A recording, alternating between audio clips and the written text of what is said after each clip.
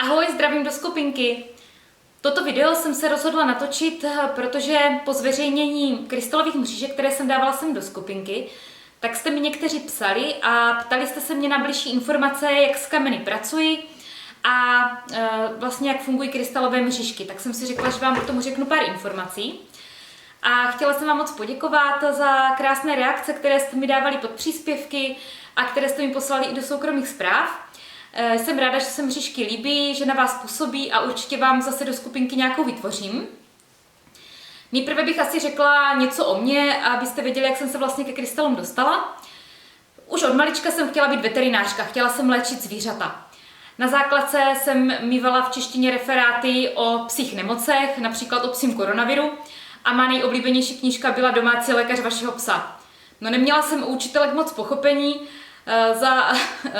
vynadali mě, že odborná četba do 14. deníku nepatří, jenže já jsem nic jiného prostě nečetla. No. Potom jsem si četla hodně i o krystalech, vystřihávala jsem si různé články o léčebných účincích krystalů, vlastně co byly tenkrát dostupné z nějakých časopisů a z novin. A když jsem se rozhodovala, kam jít na střední, tak jsem chtěla na veterinu. Jenže doma mi to nedovolili, tak jsem šla studovat zdravotní laborantku a potom jsem šla na vysokou na veterinu, ale studovala jsem jiný obor než veterinární lékařství. Potom jsem šla do korporátu, tam jsem pracovala několik let a potom jsem si otevřela svůj psí salon, který jsem až do nedávna měla, a ještě dělám Dohrnovu metodu pro psy. Jinak co se týče domácích mazlíčků, tak někteří už ví, že mám svou Fenku Fifinku a svého koníčka Retička, takže to jsou moji miláčci. A jak jsem se vlastně dostala k tomu praktickému využití krystalů? Bylo to vlastně přes moje zvířata. Já jsem jim vždycky chtěla ulevit ještě nějakým způsobem jiným než tou klasickou veterinární péčí, kterou samozřejmě nezanedbávám. A začala jsem se zajímat o to, jak vlastně využít prakticky ty léčebné účinky krystalů. Začala jsem opravdu hodně o krystalech studovat. Potom jsem začala už vnímat a cítit energii krystalů a začala jsem je používat na zvířata. A byla jsem fakt překvapená, jak pozitivně na to ty zvířata reagují, úplně neuvěřitelně.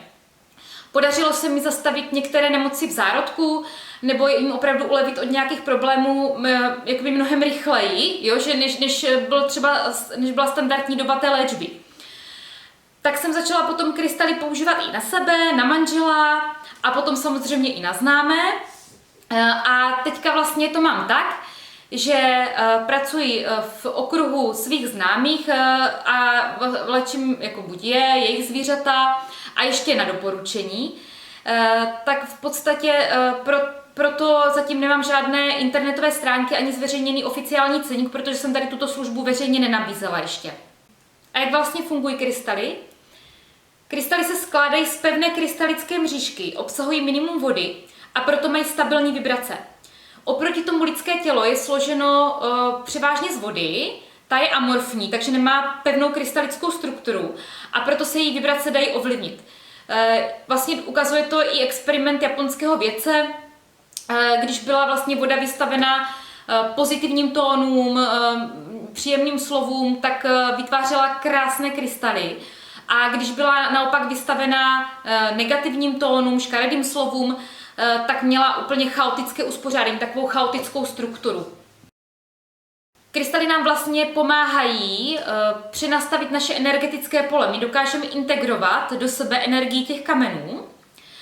A je vlastně fajn, že ty krystaly dokáží nádherně pracovat s naším podvědomím. Dokáží odstraňovat různé toxické energie, různé staré vzorce a nemusíme ani vědět přesně, co tam je a s čím pracovat, a ty krystaly to udělají za nás. Skvělou variantou, jak s kameny pracovat, je pomocí krystalových mřížek. Krystalová mřížka je cílené uspořádání krystalů za použití posvátné geometrie a numerologie. Výhodou je, že se tam používá více druhů krystalů, které spojí svoji energii, vytvoří silné energetické pole. To se navíc spojí se záměrem, se kterým mřížku děláme, a proto je tak účinná. A tím, že je všechno energie, tak samozřejmě krystalové mřížky fungují i na dálku.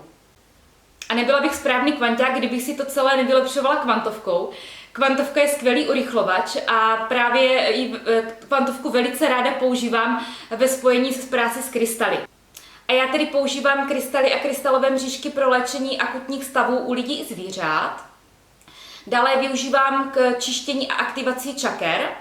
Dělám diagnostiku čaker pomocí automatické kresby a kyvadla, kde potom najdeme tu nejslabší čakru, u které začínáme pracovat. A dále používám krystaly na svůj osobní růst.